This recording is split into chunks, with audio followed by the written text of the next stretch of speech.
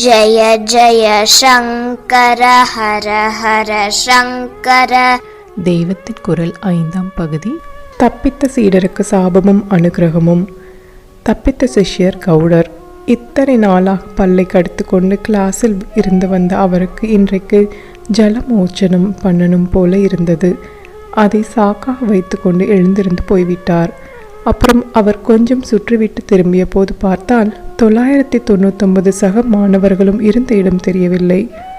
குருவானால் இத்தனை காலம் இத்தனை சிரமப்பட்டு பாடம் நடத்தியதெல்லாம் நிஷ்பிரயோஜனமாச்சே. சீக்கிரம் முடித்துவிட்டு நடராஜவிடமே இருந்து கொண்டிருக்கணும் என்று நினைத்து பண்ணினது ஒரே விபரீதமாக ஆச்சே. பாவம், எங்கேயோ இருந்து வந்த குழந்தைகளின் கதி இப்படி ஆனதே என்று துக்காக்கிரந்தராக உட்கார்ந்திருந்தார். சொல்லாமல் வெளியே போனோமே என்று பயந்து நடுங்கிக் கொண்டு கௌட தேச சிஷ்யர் பதஞ்சலியிடம் போனார். பதஞ்சலிக்கானால் அப்பா ஒருத்தனாவது தப்பினானா என்று இவரை பார்த்ததும் கொஞ்சம் ஆறுதலே ஆயிற்று. துக்கம் போய் கொஞ்சம் சந்தோஷம் ஏற்பட்டது. அதனால் இன்முகத்தினிடையே கௌடரை வரவேற்றார். 1000 சிஷ்யாலை கொண்டு வியாக்கரண சாஸ்திரத்தை பிரமாதமாக பிரச்சாரமாக செய்ய வேண்டும் என்று போட்ட பெரிய பிளான் ஃபெயிலாகிவிட்டதல்லவா? அதனால் அப்படியெல்லாம் ஆகாச கூட்டை கட்ட வேண்டாம். மிஞ்சின இந்த ஒருத்தருக்கு சொல்லிக் கொடுத்து இவர் மூலமே பிரச்சாரமாகிறவரை ஆகிவிட்டு போகட்டும் என்று முடித்து விடலாம் என்று பதஞ்சலி நினைத்தார். மிஞ்சினவன் நல்ல புத்திசாலி இல்லாமல் மந்தனாக இருக்கிறானே, இவனுக்கு எத்தனை காலம் சொல்லிக் கொடுப்பது? ஏற்கனவே இத்தனை காலம் வீணான பிறகு இன்னமும் எத்தனை நாள் எடுத்துக்கொள்வது என்று யோசித்தார். ஒரு வழி தோன்றிற்று. புத்தி சக்தியால் பண்ணி லேசில் பாடம் முடிக்க முடியாது. அனுகிரக சக்தியால் தான் சுலபமாக சாதிக்க வேண்டும். ஒரு தகப்பனார்காரர் ஆயுஸ் முழுக்க சேர்த்த பொன்னை பொருளை அப்படியே மூட்டையாக கட்டி க்ஷணத்தில் பிள்ளையிடம் கொடுப்பது போல நம்முடைய வியாக்கரண ஞானம் முழுதும் க்ஷணத்தில் இந்த பையனின் புத்தியில் பிரகாசிக்கும்படியாக அனுகிரகித்துவிட வேண்டும் என்று தீர்மானித்தார். தெய்வ புருஷர்கள் அனுகிரக சக்தியால் எதுவும் செய்வார்கள். எந்த ஊரிலோ பாடுவதை மின்சார அலையாக்கி அந்த அலையை மறுபடி பாட்டாக்கி க்ஷண காலத்தில் இங்கே நாம் ரேடியோவில் கேட்கிறோம் அல்லவா? இதைவிட இன்னும் அதிசயமான டிரான்ஸ்மிஷன் எல்லாம் மகான்கள் பண்ணுவார்கள்.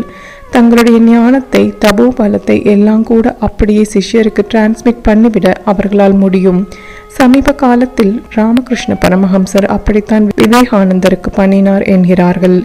மனுஷர்களுக்கு தங்களுடைய மனுஷ சக்தியை கொண்டே தர்மமாக வாழ முடியும், திவ்ய அனுபவங்களும் பிரம்ம ஞானமும் கூட பெற முடியும் என்று உற்சாகப்படுத்துவது அவதாரங்களின் கடமைகளில் ஒன்றாகிறது. அதனால் திவ்ய சக்தியை முடிந்த மட்டும் குறைத்து கொண்டு மனுஷ சக்தியாலேயே தான் அவர்களும் காரியங்களை செய்வார்கள். அவசியம் நேரும்போது மாத்திரமே திவ்ய சக்தியையும் காட்டி செய்வார்கள். அப்படித்தான் முடிந்த மட்டும் மனுஷர் மாதிரியே செய்து கொண்டிருந்த பதஞ்சலி 1000 பேரில் ஒவ்வொருத்தருக்கும் கவனம் கொடுத்து பாடம் சொல்ல நினைத்த போது ஆதிசேஷ ரூபம் எடுத்துக்கொண்டார். இவர்களுக்கு பூர்ண வித்வத் சித்திக்க கடவது என்று க்ஷணம் மாத்திரத்தில் பாடத்தை முடித்து விடாமல் அப்போதும் மனுஷ ரீதியில் தான் கேள்வி கேட்டு பதில் சொல்லி நடத்தினார். இப்போதுதான் அதற்கும் மேல் படிக்கு போய் மேலும் திவ்ய சக்தியை காட்ட அவசியம் நேர்ந்ததால் அப்படி செய்யலாம் என்று நினைத்தார். பதஞ்சலி கவுடரை பார்த்து, எனக்கு தெரிந்ததெல்லாம் உனக்கு தெரியட்டும் என்று பூர்ண அனுகிரகம் செய்தார். உடனேயே மந்த புத்திக்காரருக்கு வியாக்கரணத்தில் பரிபூர்ண ஞானம் உண்டாகிவிட்டது. மகாபாஷ்யம் மனப்படமாகிவிட்டது. ஆனால் ஒரே சந்தோஷமாக பட்டுவிட முடியாமல் ஒரு கஷ்டமும் கூடவே ஏற்பட்டது. உத்தரவில்லாமல் வெளியே போகிறவர் பிரம்ம ரக்ஷஸ் ஆகிவிடுவார் என்று சாப ரூபத்தில் பதஞ்சலி ஆங்கே செய்திருந்தார் அல்லவா? தெய்வீக புருஷர்களின் சொல் பலிக்காமல் போகவே போகாது. அவர்களுமே கூட இப்படி ஒன்று சொன்ன பிறகு அதை வாபஸ் வாங்கிக் கொள்ள முடியாது. அதற்கு பரிகாரமாக அதை நிவர்த்தி செய்வதாக சாப விமோச்சனம் என்று ஒரு நிபந்தனை விதித்துத்தான் அந்த கண்டிஷனுக்கு உட்பட்டே தாங்கள் சொன்னதை மாற்ற முடியும். அந்த ரீதியில் தான் இப்போது நடந்தாக வேண்டும் என்று பதஞ்சலிக்கு தெரிந்தது. கவுடர் பிரம்ம ராட்சசாகத்தான் வேண்டும், ஆனால் அது தீர்வதற்கு விமோச்சனம் சொல்வோம் என்று நினைத்தார். என்ன விமோச்சனம் என்றால், பிரம்ம ராட்சஸ் வேத அத்தியனம் செய்தவர்களை தானே கேள்வி கேட்டு பதில் சொல்லாவிட்டால் அடித்து தின்னும். அப்படி இந்த கவுடர் பிரம்ம ராட்சசான பிறகு கேள்வி கேட்கும் போது வியாக்கரண சம்பந்தமாக ஒன்று கேட்க வேண்டும். அதற்கு ஒருத்தர் பதில் சொல்லிவிட்டால் அவரே மகாபாஷ்ய உபதேசம் பூர்த்தியாக பெறுவதற்கு யோகியதை வாய்ந்தவர். அவருக்கு அப்போது இவர் அனுகிரக சக்தியால் கற்றுக்கொண்ட மகாபாஷ்யம் முழுவதையும் மனுஷ ரீதியில் கற்றுக் கொடுக்க வேண்டும்.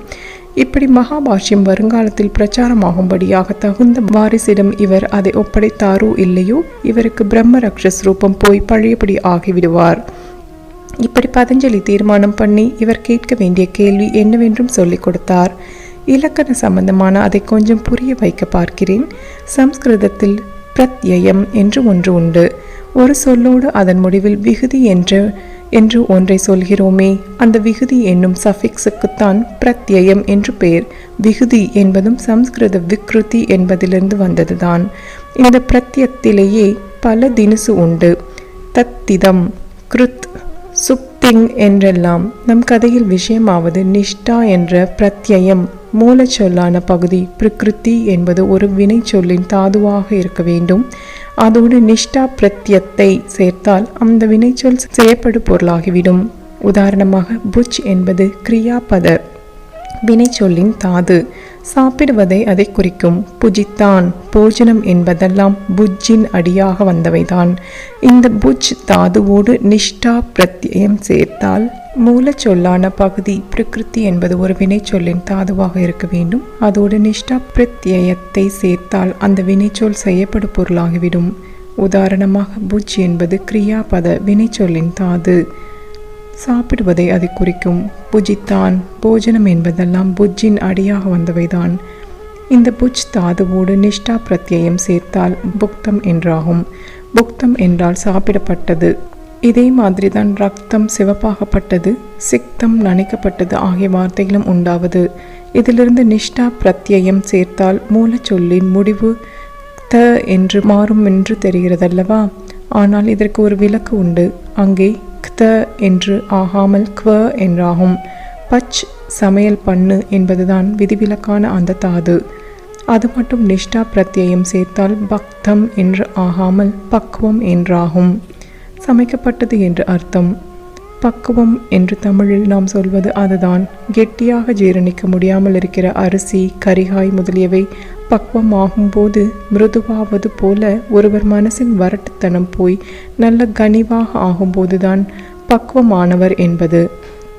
பச் தாதுவோடு சேரும்போது மட்டும் நிஷ்டா பிரத்யம் த என்றாகாமல் க்வ என்றாவதை தெரிவிப்பதாக பாணினியின் வியாக்கரண சூத்திரங்களில் ஒரு தனி சூத்திரமே இருக்கிறது. பசோ வக என்பதாக க்தவில் வரும் தவுக்கு பதில் இங்கே மட்டும் வ. இந்த விதிவிலக்கு விஷயம் ரொம்ப பேருக்கு தெரியாது. அதனால் பதஞ்சலி கௌடர் பிரம்ம ரக்ஷசான பின் இதை பற்றியே கேள்வி கேட்க வேண்டும் என்று நினைத்து அதன் வழியாகவே சாப விமோச்சனத்தை அமைத்தார். கௌரரிடம், நீ சொல்லிக் கொள்ளாமல் வெளியேறியதால் பிரம்ம ரக்ஷசாக போகத்தான் வேண்டும். ஆனாலும் அதற்கு நிவிருத்தி சொல்கிறேன். உன்னிடம் ஆகப்படுபவரிடம் பச் தாதுவுக்கு நிஷ்டாவில் ரூபம் என்ன என்று கேள். அது தெரிந்து மற்ற வார்த்தைகளைப் போல பக்தம் என்று சொல்லாமல் பக்குவம் என்று ஒருவர் சொல்வாரேயானால் அவருக்கு மகாபாஷ்யம் முழுதையும் கற்றுக்கொடு. பாத்திரமறிந்து வித்தியை கொடுத்து புண்ணிய விசேஷத்தால் சாபத்திற்கு விமோச்சனம் ஏற்பட்டுவிடும். ரக்ஷஸ் ரூபம் போய் நிஜ ரூபம் பெற்றுவிடுவாய். சரியாக பதில் சொல்பவர் வருகிற வரையில் உன்னிடம் மாட்டிக்கொண்டு தப்பாக பதில் சொல்கிறவர்களையே பிரம்ம ராட்சச ரூபத்தில் உனக்கு ஆகாரமாக்கிக்கொள் என்று சொன்னார். ஜெய ஜெய சங்கர ஹர ஹர சங்கர.